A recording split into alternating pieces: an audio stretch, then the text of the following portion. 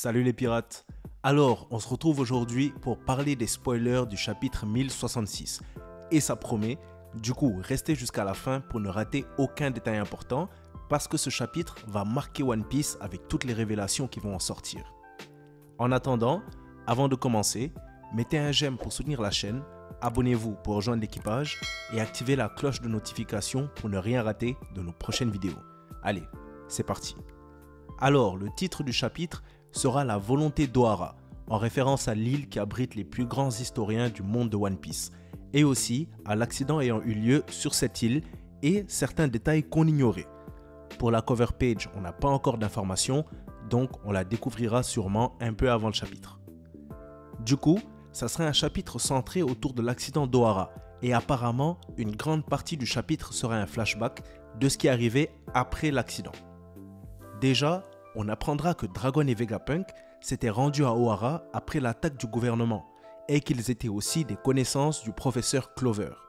Ce qui montre que Dragon et Vegapunk non seulement se connaissent depuis longtemps, étant donné que l'accident d'Ohara a eu lieu il y a 22 ans, mais ils avaient aussi des connexions avec les historiens de la bibliothèque d'Ohara, ce qui pose la question comment est-ce que ces trois-là se sont rencontrés et quel passé est-ce qu'ils partagent.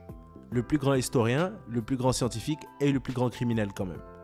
En tout cas, ça montre que Vegapunk n'est pas vraiment du côté du gouvernement à mon avis, et il pourrait bien se retourner contre eux prochainement, ce qui jouerait en notre faveur. Donc, j'espère vraiment que le chapitre va porter plus d'informations sur les liens que ces trois-là partagent, ça pourrait expliquer beaucoup de choses et donner naissance aussi à des théories intéressantes. Ensuite, pour aller plus loin, on nous dira même que c'est suite à cet accident que Dragon a décidé de former une armée. C'est donc l'événement qui a conduit à la naissance de l'armée révolutionnaire.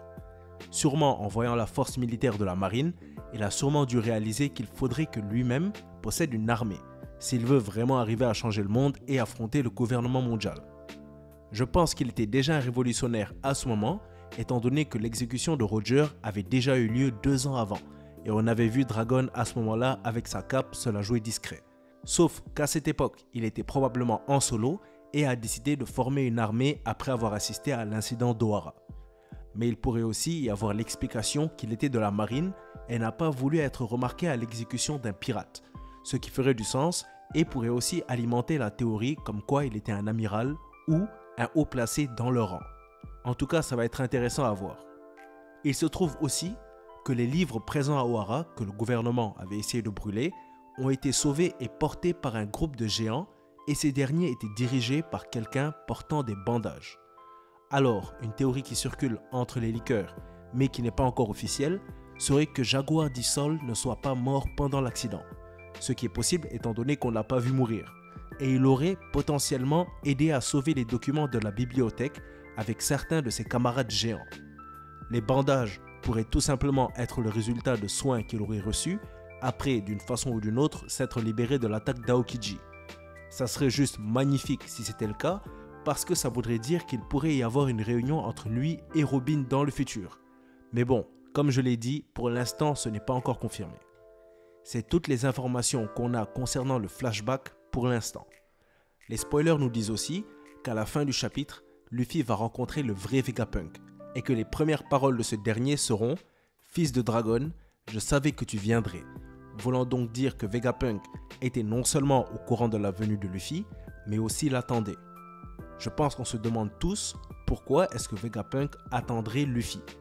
Je pense, avec ce qu'on a eu au dernier chapitre, avec la révélation sur la technologie de l'Ancien Royaume, que Vegapunk a des connaissances sur le siècle oublié et aussi probablement sur Joy Boy. Il aurait alors identifié Luffy comme celui que la prophétie mentionnait.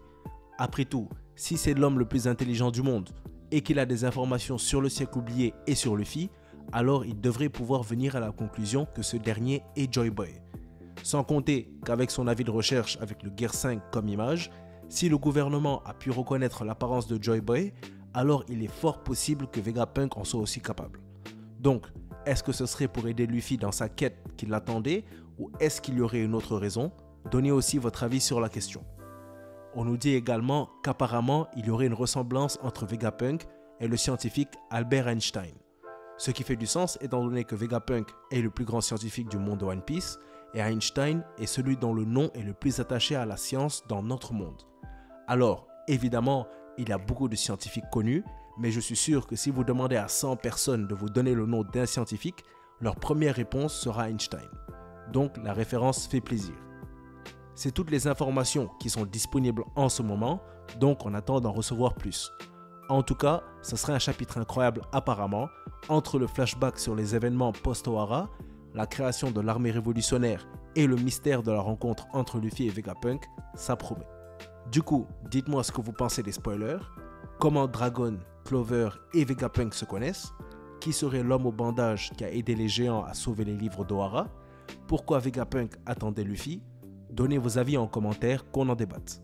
En attendant, si vous avez aimé la vidéo ou qu'elle vous a appris quelque chose, mettez un j'aime, n'hésitez pas à la partager, abonnez-vous pour rejoindre l'équipage et mettez la cloche pour ne rien rater de nos prochaines vidéos.